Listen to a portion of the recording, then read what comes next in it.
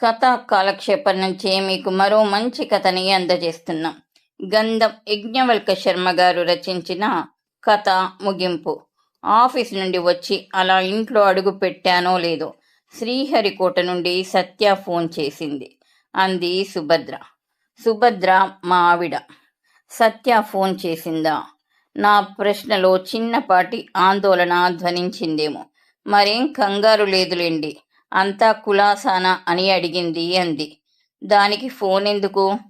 1-2 సార్లు పెద్దనాన్నగారు ఇంటికి ఇంకా రాలేదా అని అడిగింది. మీతోటేదైనా మాట్లాడాలేమో. ఆఫీస్ ఉడుములు విప్పేసి వాష్ చేసుకొని వచ్చి టీవీ ముందు పడక కుర్చీలో సెటిల్ అయిపోయానే కానీ నా మనసంతా సత్య ఎందుకు ఫోన్ చేసి ఉంటుందా అన్న ప్రశ్న నా చుట్టూ ముసిరే ఉంది. శ్రీహరికోటలో సత్య ఒంటరిగా ఒక్కతే. సత్య అంటే సత్యకామేశ్వరి, మా శేషు కూతురు. శేషు నా తమ్ముడు. వరంగల్ రీజనల్ ఇంజనీరింగ్ కాలేజ్లో సెక్షన్ సూపరింటెండెంట్గా ఉంటూ 3 సంవత్సరాల క్రితం అకస్మాత్తుగా పోయాడు. వాడు పోయే నాటికి సత్య బీకాం మొదటి సంవత్సరంలో ఉంది.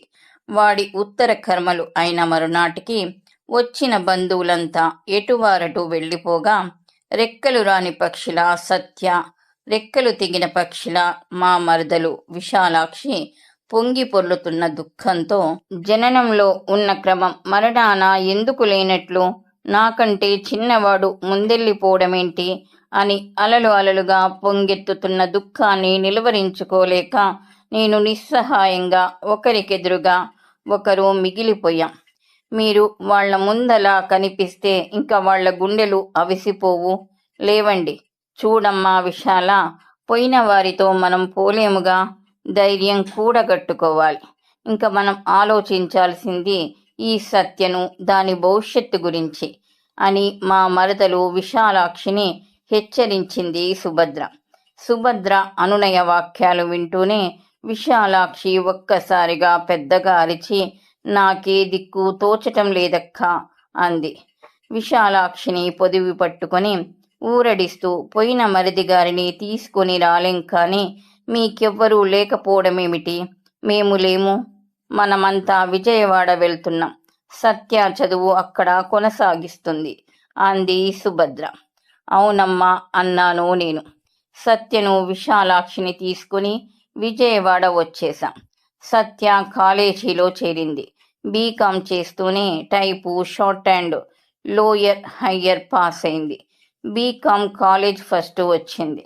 ఎప్పుడు అప్లై చేసిందో శ్రీహరికోట రాకెట్ కేంద్రం షార్ ఎస్టాబ్లిష్మెంట్లో స్టెన్నో ఉద్యోగానికి ఇంటర్వ్యూ వచ్చింది. అప్పుడే ఉద్యోగం ఎందుకమ్మా, ఎంకాం చెయ్యరాదు అన్నాను. ఎంకాం దేముంది, ప్రైవేటుగా చేస్తాను పెద్దనాన్నగారు అంది. విశాలాక్షి, సుభద్ర ఆడపిల్ల ఒంటరిగా అంత దూరమా అన్నారు. మమ్మల్ని ఒప్పించటం సత్యకు కొంచెం కష్టమే అయినా ఒప్పించగలిగింది. కొత్త తరం ఆలోచనలు పాత తరపు మా ఆలోచనలను మింగేశాయి. ఇంటర్వ్యూ నుండి తిరిగి వచ్చిన సత్య ఆ ఆర్గనైజేషన్లో తనకు ఎంత మంచి ప్రమోషనల్ ఛాన్సెస్ ఉన్నాయో, సీనియర్ అడ్మినిస్ట్రేటివ్ ఆఫీసర్ స్థాయి వరకు ఎలా ఎదగవచ్చో చెప్పింది. ఆ షార్ ఆవరణలో ఉద్యోగినులకు క్వార్టర్సు, ప్రత్యేకమైన డైనింగ్ రెస్టారెంట్స్ ఎలా ఉన్నాయో చెప్పింది. మరో సంవత్సరానికి తనకు సపరేట్ క్వార్టర్స్ ఇస్తారని, అప్పుడు తనతో విశాలాక్షిని తీసుకుని వెళ్ళవచ్చని చెప్పింది. సత్య స్టెన్నోగా శ్రీహరికోటలో చేరిపోయింది. శ్రీహరికోట నుండి ప్రతి 10-15 రోజులకు తన క్షేమ సమాచారాలను తెలుపుతూ జాబులు వ్రాసేది. అలాంటిది ఈ రోజే ఫోన్ చేసింది ఎందుకో. టీవీలో వార్తలు ముగిసేపాటికి సుభద్ర రాత్రిలో నేను తినే రొట్టెలు తెచ్చి నా ముందుంచింది. అంతలోనే ఫోన్ రింగ్ అయింది. మీ పెద్దనాన్నగారేనా? ఇదిగో ఉన్నారు అంటూ సుభద్ర ఫోన్ నాకిచ్చింది. సత్య, ఏమిటిరా అమ్మడు అన్నాను. ఏం లేదు పెద్దనాన్నగారు, ఈరోజే నన్ను షార్ అడిషనల్ డైరెక్టర్ గారి స్టెన్నోగా మార్చారు. ఇది ప్రమోషన్ కాదు కానీ మెరిట్కి గుర్తింపు. ఈ పోస్ట్లో చిన్నపాటి శ్రమతో పాటు కొన్ని ప్రివిలేజెస్ కూడా ఉంటాయి. నా క్వార్టర్స్కు ఫోన్ ఇచ్చారు. ప్రస్తుతం దాని నుండి మాట్లాడుతున్నాను అంది. ఏమిటి, అఫీషియల్ ఫోన్ ఇచ్చారా? గుడ్. ఫోన్ నెంబర్ ఎంత? Phone number 25121. పెద్దనాన్నగారు, నాకిక్కడ చాలా బాగుంది. కెరియర్లో ఎదగటానికి చక్కని వాతావరణం. ఆఫీస్ అవర్స్ అయ్యాక కావాల్సినంత తీరిక. పోస్టల్ కోచింగ్ ద్వారా ధార్వాడ్ యూనివర్సిటీ ఎంకామ్ చేస్తున్నాను. ఇంకా ఎంతో తీరిక సమయం మిగిలిపోతుంది. చుట్టూ మంచి సొసైటీ, లవ్లీగా ఉండే ఫ్రెండ్ సర్కిల్. కాలం హాయిగా గడిచిపోతుంది. మరో విషయం పెద్దనాన్నగారు, బహుశా ఈ స్ఫూర్తి మీ నుండే ఏమో. నాలో సాహిత్యాభిలాష. మాకిక్కడ మంచి లైబ్రరీ ఉంది. నా చుట్టూ ఉన్న వాతావరణానికి స్పందించి నేను కథలు వ్రాస్తున్నాను. అయితే వాటిని ఏ పత్రికకు పంపించటం లేదు. ఓ మంచి కథ వ్రాయగలిగాక దానిని ముందు మీకు పంపుతాను. ప్రముఖ కథకులైన మీ ఆశీస్సులు అందాకే ఏ పత్రికకైనా పంపటానికి సాహసిస్తాను. మంచిదిరా సత్య అన్నాను. సత్య ఫోన్ పెట్టేసింది. ఏమిటి, చాలాసేపు మాట్లాడారు అంది సుభద్ర. సత్య కథలు వ్రాస్తుందట. ఓ మంచి కథ వ్రాసాక నాకు పంపుతుందంట. మీకా? ఎందుకో అంది సుభద్ర. అలా అనటంలో కొంచెం వెటకారం ధనించింది. నేను 40 ఏండ్లుగా కథా రచయితగా పేరు ప్రతిష్టలు సంపాదించుకున్నా నా కథలు సుభద్ర మెప్పు పొందలేకపోయాయి. నేను ఈ విషయంలో ఇన్నాళ్ళు ఇంట గెలవలేదు. నేను విషాదాంత కథ రచయితను మాత్రమే అని సుభద్ర అభిప్రాయం. విషాదాంతం సుభద్రకు నచ్చదు. సత్యకు ఫోన్ వచ్చాక జాబులు వ్రాయటం మానేసింది. వారం వారం తనే ఫోన్ చేసి మాట్లాడుతుంది. ఎందుకో ఈ మధ్య 4 వారాలుగా సత్య ఫోన్ చెయ్యలేదు. 1-2 సార్లు సత్య ఫోన్ చేయటం లేదేమిటి అంది సుభద్ర. మేమే ఫోన్ చేద్దామనుకుంటే చిత్రంగా టెలిఫోన్ల నెంబర్లున్న ప్యాకెట్ డైరీ పుస్తకం కనిపించింది కాదు. సమయానికి విశాలాక్షి లేదు. తన తమ్ముడు రమ్మని రాస్తే భోపాల్ వెళ్ళింది. తనకు తెలుసు ఆ నెంబర్. అదిగో ఆ సమయాన ఓ రోజు సత్య నుండి పెద్ద కవర్ ఒకటి వచ్చింది. పెద్దనాన్నగారు, ఈ మధ్య ఒక కథ వ్రాశాను. ఆ కథకు ప్రేరణ నాతో పాటే నా క్వార్టర్స్లో ఉంటున్న ఓ ఆత్మీయురాలి కథే. ఆ అమ్మాయిని చుట్టి ఉన్న సంఘటనలు, పరిణామాలు, వాటినంటి ఉన్న సమస్యలను కథగా మలిచాను. మీరంటూ ఉంటారుగా, కథ లైఫ్ నుండి రావాలని. ఆ అమ్మాయి తను లోనవుతున్న అంతర్మదనాన్ని నా ముందుంచింది. దాన్ని ఆధారంగా కథ వ్రాశాను. కానీ ఈ కథకు సరైన ముగింపేమిటో స్ఫురించటం లేదు. ఈ కథకు సరైన ముగింపు దొరికితే బహుశా ఆ అమ్మాయి సమస్యకు సరైన పరిష్కారం దొరికేసినట్లేనేమో. ఈ జవాబుతో ఆ కథ పంపుతున్నాను.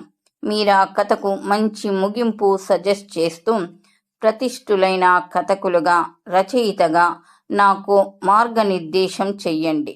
నమస్కారాలతో సత్య. ఉత్తరం అంతా విన్న సుభద్ర, కానివ్వండి, విషాదాంతమేగా మీ ముగింపు అంది. సత్య పంపిన కథ విప్పాను. సత్య రాసిన కథ. ఎంఏ సోషియాలజీ చేసిన సరిత నెల్లూరు నుండి వచ్చి షార్క్ ఎస్టాబ్లిష్మెంట్లో అసిస్టెంట్ వెల్ఫేర్ ఆఫీసర్గా చేరింది. ఆమెకు అక్కడ సోషియాలజీలో పిహెచ్డి చేసి వెల్ఫేర్ ఆఫీసర్గా ఉన్న భార్గవ్ తన పై ఆఫీసర్గా పరిచయమయ్యాడు. భార్గవ్లో వివేకాన్ని, గొప్ప కలుపుగోలుతనాన్ని గుర్తించింది సరిత. సరితలో గొప్ప సంస్కారాన్ని, వినయాన్ని చూశాడు భార్గవ్. ఇద్దరూ తమ తమ విధి నిర్వహణలో భాగంగా గంటల కొలది కలిసిమెలిసి ఉండవలసి రావటం కారణంగా కొద్ది మాసాల్లోనే వారి మధ్య సాన్నిధ్యం పెరిగింది. సరితకు భార్గవ్లోని కార్యదక్షత పట్ల గౌరవం ఏర్పడగా, భార్గవ్కు సరిత సౌజన్యం పట్ల ఆమె తనపై చూపుతున్న గౌరవ ప్రపత్తులకు ఏవో మర్యాదకరమైన కొత్త అర్థాలు తోచాయి. అతనికి తెలియకుండానే ఆమెను తన జీవిత భాగస్వామిగా ఊహించుకునే ఒక మధురానుభూతికి, ఆకర్షణ కాని ఒక ఆరాధన భావనకు గురి అయ్యాడు. కానీ సరిత స్థితి వేరు. సరిత వివాహం ఏనాడో తన మేనత్త కొడుకు రాజాతో ముడివేయబడి ఉంది. సరిత మేనత్త పెళ్లైన కొద్ది సంవత్సరాలకే భర్తను కోల్పోయి 2 సంవత్సరాల కొడుకుతో రాజాతో వచ్చి అన్నగారింట్లో ఉండిపోయింది. ఒక చోటనే పెరిగిన సరిత రాజా చిన్ననాటి నుండి కానున్న భార్యాభర్తలుగా నిర్ణయింపబడ్డారు పెద్దల చేత. రాజా ఇంజనీరింగ్ అయి పిహెచ్డి చేసేందుకు స్టేట్స్కు వెళ్ళగా ఉద్యోగం చెయ్యవలసిన అవసరం లేకున్నా ఊసుపోక షార్లో అసిస్టెంట్ వెల్ఫేర్ ఆఫీసర్గా ఉద్యోగంలో చేరింది సరిత.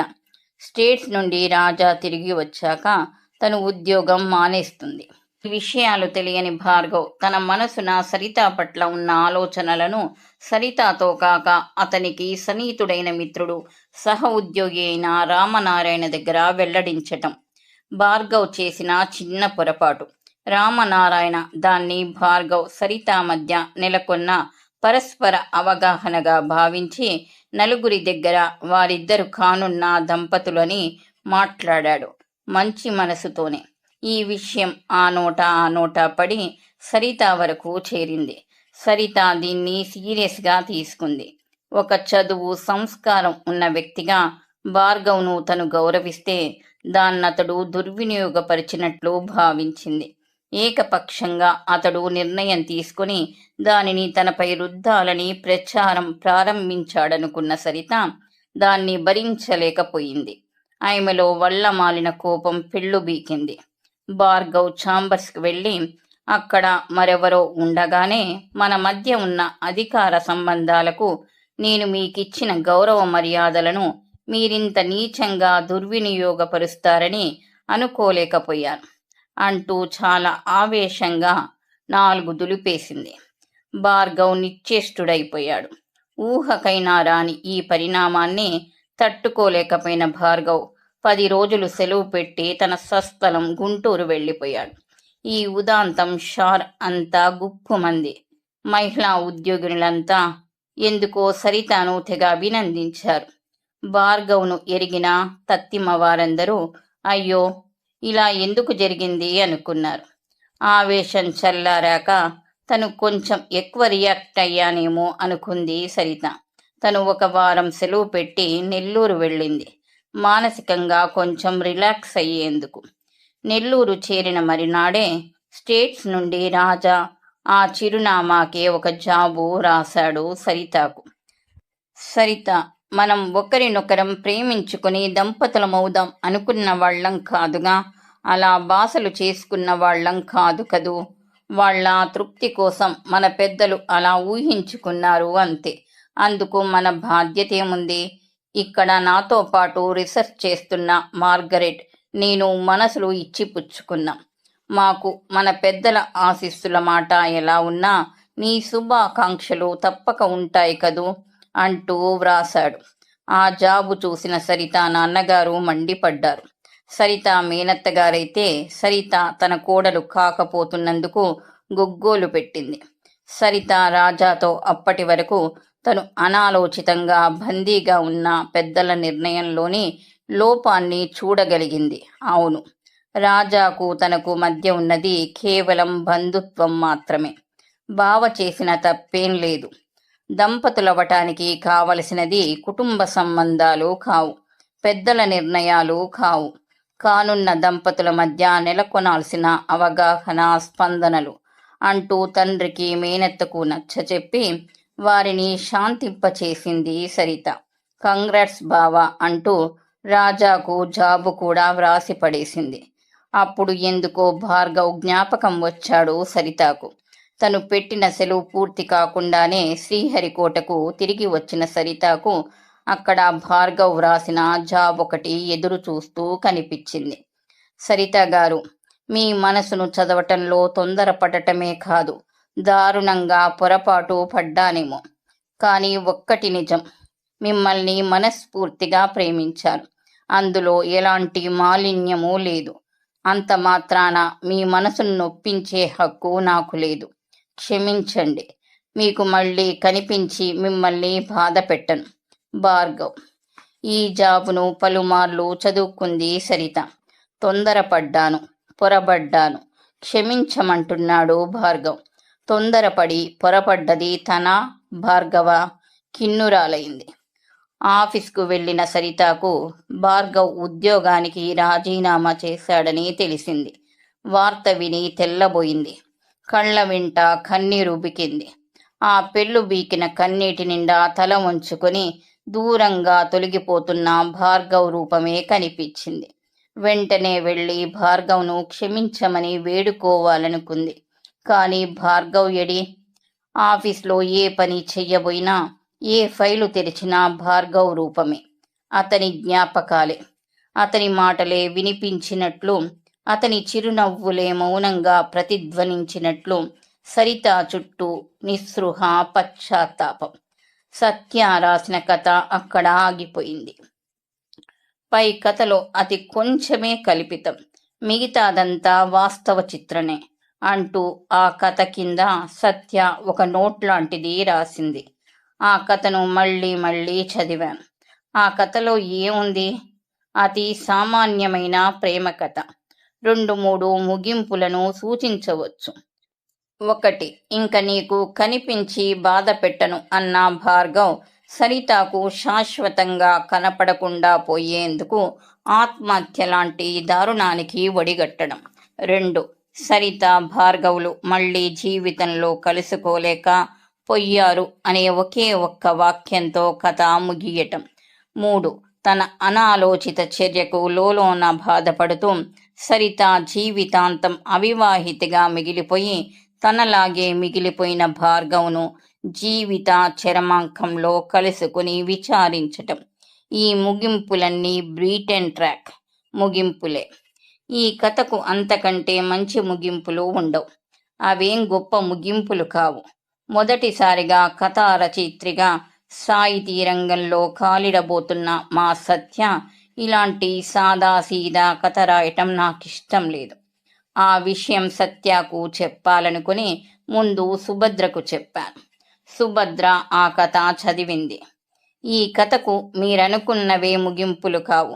సత్య ఏమన్నదో గమనించారా? ఈ కథకు సరైన ముగింపు దొరికేస్తే బహుశా ఆ అమ్మాయి సమస్యకు సరైన పరిష్కారం దొరికినట్లేనేమో అంది. ఉండండి, మన సత్యను పిలిచి వాళ్ళ స్నేహితురాలితో మాట్లాడి ఈ కథకు ముగింపేమిటో చెప్తాను.